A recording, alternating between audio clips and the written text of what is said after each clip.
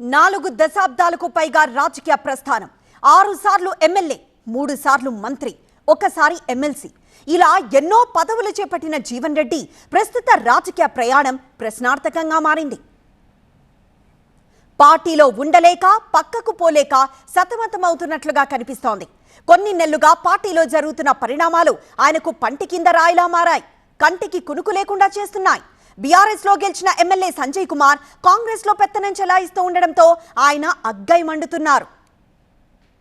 ఇక మున్సిపల్ ఎన్నికల సందర్భంగా జగిత్యాలలో జరిగిన హైడ్రామా అంతా ఇంతా కాదు. తన వర్గాన్ని కాదని ఎమ్మెల్యే సంజయ్ అనుచరులకు కాంగ్రెస్ టికెట్లు ఇవ్వడంతో తీవ్ర మనస్తాపానికి గురయ్యారు. తన అనుచరులను ఇండిపెండెంట్లుగా బరిలోకి దించి 14 మందిని గెలిపించుకొని తన సత్తా ఏంటో చూపించారు. పార్టీలో ఉండాలా వదిలి వెళ్లిపోవాలా అనే ఆలోచన కలుగుతోందంటూ అప్పుడే ఆయన ఆవేదన వ్యక్తం చేశారు. అసంతృప్తిగా ఉన్న జీవన్ రెడ్డికి రాజ్యసభ సీట్ ఇచ్చి కూల్ చేస్తారనే ప్రచారమూ జరిగింది. కానీ ఆయనకు టికెట్ రాలేదు. ఇలాంటి సమయంలో పార్టీలో కొనసాగాలా వద్దా అనేది ఆలోచన చేస్తున్నా అంటూ జీవన్ రెడ్డి మాట్లాడడం హాట్ టాపిక్ గా మారింది. ఏ అంశమైనా కానీ మీకు తెలియకుంటే ఇది జరగదు. ఈ అంశం మీకు తెలియకుంటే ఇది జరగదు. సరే, నేను మున్సిపల్ ఎన్నికల ఫలితాలు వెలువడ్డ నాడే చెప్పాను. నేను అంటే చైర్పర్సన్ ప్రకటింపబడ్డ నాడే కాంగ్రెస్ పార్టీలో కొనసాగడం కొంత ఆలోచించుకునే పరిస్థితి ఏర్పడ్డది అని చెప్పి ఆల్రెడీ చెప్పాను. అంతే తప్పేది అవుతుంది కదా, దాని ఫర్దర్ ఇంతవరకు ఏం మూమెంట్ లేదు. చూద్దాం, లెటర్స్ సి. ఏది ఉన్నా కానీ ఏది అవుతుందో మా మిత్రులు ఉన్నారు, మీరు ఉన్నారు. సమయం సందర్భం వచ్చినప్పుడు ఏదైతుందో ఏ నిర్ణయం తీసుకున్నా మీ ద్వారానే విలువ. మా ప్రతినిధి సంపత్ మరింత సమాచారం అందిస్తారు. సంపత్, ఇప్పుడు జీవన్ రెడ్డి దారేటు, అలానే అనుచరులతో సంప్రదింపులు జరుపుతున్నట్లు తెలుస్తోంది. మరోవైపు బీఆర్ఎస్ నుండి ఎలాంటి సంకేతాలు అందుతున్నాయి? కాంగ్రెస్ సీనియర్ నేత మాజీ మంత్రి జీవన్ రెడ్డి ఈ 4-5 రోజుల్లో కీలకమైన నిర్ణయం తీసుకునే అవకాశాలు అయితే కనబడుతున్నాయి.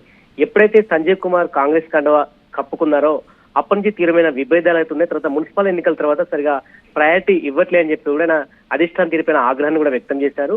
వారం రోజుల క్రితం మీడియా సమావేశం నిర్వహించి ఏమో జరుగుతుందని కూడా చెప్పే ప్రయత్నం వ్యక్తం చేశారు. ఖచ్చితంగా ఈ 4-5 రోజులు ఒక కీలక నిర్ణయం అయితే తీసుకుని ఇప్పటికే చాలా మంది ముఖ్యమైన నేతలు కార్యకర్తలు ఫోన్ లో మాట్లాడుతున్నారు. బీఆర్ఎస్ తో చేరితే ఏ విధంగా ఉంటుందని తమ అభిప్రాయాలను కూడా తెలుసుకునే ప్రయత్నం అయితే చేస్తున్నారు. కొంతమంది బీజేపీలోకి వెళ్ళాలని సూచించినప్పటికీ వచ్చేది బీఆర్ఎస్ ప్రభుత్వం, ఖచ్చితంగా మనం బీఆర్ఎస్ కి వెళ్తేనే న్యాయం జరుగుతుందని చెప్పే ప్రయత్నం చేశారు.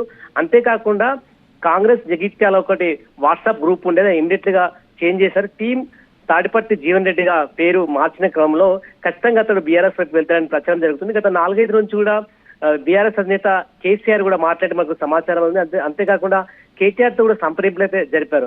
ఖచ్చితంగా జీవన్ రెడ్డి 4-5 రోజుల్లో కీలకమైన నిర్ణయం అయితే తీసుకుంటారు. ఎందుకంటే చాలా వరకు మొన్నటి వరకు రాజ్యసభ వచ్చే అవకాశం ఉంది, కొన్ని రోజులు వేచి చూశారు. చాలా వరకు కూడా అధిష్టానం తీరిపోయిన ఆగ్రహాన్ని వ్యక్తం చేశారు. కానీ తనకు సరైన ప్రయారిటీ ఇవ్వట్లేదు. ఎవరైతే కాంగ్రెస్ లో పనిచేసిన నేతలను కూడా అధిష్టానం పూర్తిగా విస్మరిస్తుంది.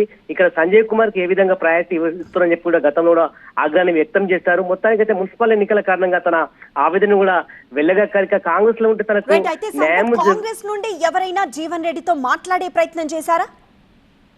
అంటే వాస్తవం ఇప్పటికీ చాలా సార్లు అతనితో మాట్లాడడం జరిగింది. గతంలో హైదరాబాద్, ఢిల్లీ కూడా వెళ్ళడం అయితే జరిగింది. కానీ ఇప్పుడైతే ఎలాంటి సంప్రదింపులు జరగట్లేదు. ఎందుకంటే గతంలో ఎమ్మెల్సీ వస్తుందని చెప్పి ఎమ్మెల్సీ రాలేదు, రాజ్యసభ రాలేదు, కనీసం మున్సిపాలిటీ ఎన్నికలు తను చెప్పిన వ్యక్తులకు ఎవరు కూడా బీఫామ్స్ ఇవ్వలేదు. అంతేకాకుండా మున్సిపల్ చైర్పర్సన్ కూడా నియమించారు. ఈ క్రమంలో ఎవరు కూడా మాట్లాడే సాహసం చేయకపోవచ్చు. ఎందుకంటే ఇప్పటికీ 4-5 సార్లు ఉజ్జయింపులు జరిగాయి, ఢిల్లీ వెళ్లారు, ముఖ్యమైన నేతలతో కూడా మాట్లాడడం జరిగింది. ఎవరు కూడా మాట్లాడే అవకాశం లేదు. ఆయన కీలకమైన నిర్ణయం అయితే తీసుకుని ఇప్పటికే ముఖ్యమైన కార్యకర్తలకు సంకేతాలు ఇచ్చరిక మనం కాంగ్రెస్ లో ఉండడము లాభం లేదు. ఎందుకంటే మరొక 2 సంవత్సరాల్లో కూడా అసెంబ్లీ ఎన్నికలు వస్తాయి కాబట్టి ఖచ్చితంగా మనం ఇక్కడ బీఆర్ఎస్ లో ఉండాలంటూ కూడా ఆయన సంకేతాలు ఇస్తున్నారు. ఇప్పుడున్న పరిస్థితుల్లో మరి అధిష్టానం అయితే ఎవరైతే సంప్రదింపులు జరపలేదు. గతంలో చాలా సార్లు ఒక 4-5 సార్లు కూడా అతనితో సంప్రదింపులు జరిపారు, చాలా సార్లు విమర్శన చేశారు. ఎట్టి పరిస్థితుల్లో సంజయ్కి ఇక్కడ ప్రయారిటీ ఇవ్వద్దు, అతన్ని కాంగ్రెస్ లో తీసుకోవద్దు అంటే కూడా ఫిరాయింపు విషయంలో చాలా సార్లు కూడా జీవన్ రెడ్డి మాట్లాడి, కానీ ఇప్పుడు మాత్రము అధిష్టానం మరి జోక్యం చేసుకుంటలేదు. ఎందుకంటే ఇంతకుముందే ఆ విషయం అంతా బయటకు వచ్చింది. కానీ ఇప్పటికైతే ఎవరు కూడా జీవన్ రెడ్డితో ఫోన్ లో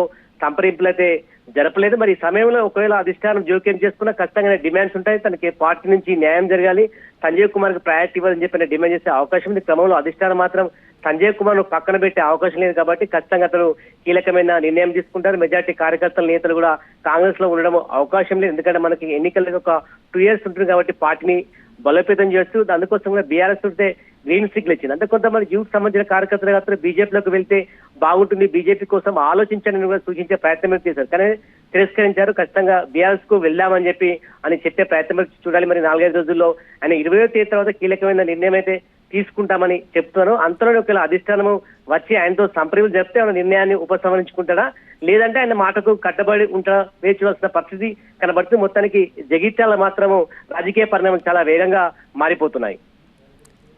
ఎస్ సంపత్, సో మొత్తానికి సంచలన నిర్ణయం తీసుకున్నట్లే కనిపిస్తోంది. జీవన్ రెడ్డి కాంగ్రెస్ కు గుడ్ బై చెప్పే యోచనలో సీనియర్ నేత ఉన్నట్లు తెలుస్తోంది. బీఆర్ఎస్ వైపు జీవన్ రెడ్డి అడుగులు వేస్తున్నారన్న ప్రచారం జరుగుతోంది. సో ఈ నెల 25న కాంగ్రెస్ కు రాజీనామా చేసే ఆలోచనలో ఉన్నారు జీవన్ రెడ్డి. కొంతకాలంగా కాంగ్రెస్ పై ఆయన అసంతృప్తితో ఉన్నారు. ఎమ్మెల్యే సంజయ్ కు ప్రాధాన్యత ఇవ్వడం పైన కూడా ఆయన తీవ్ర అసంతృప్తితో ఉన్నారు. మరోవైపు మున్సిపల్ ఎన్నికల ఫలితాల తర్వాత పార్టీలో కొనసాగడంపై మాత్రం తర్జన భర్జన పడుతూ వచ్చారు. ఈ అంశంపై అనుచరులతో జీవన్ రెడ్డి సమాలోచనలు జరుపుతున్నట్లు తెలుస్తోంది. రీసెంట్ గా కేసీఆర్, కేటీఆర్ తో జీవన్ రెడ్డి టచ్ లోకి వెళ్లినట్లు కూడా ప్రచారం జరుగుతోంది. అయితే త్వరలోనే భవిష్యత్ కార్యాచరణపై కీలక ప్రకటన చేసే ఛాన్స్ ఉంది.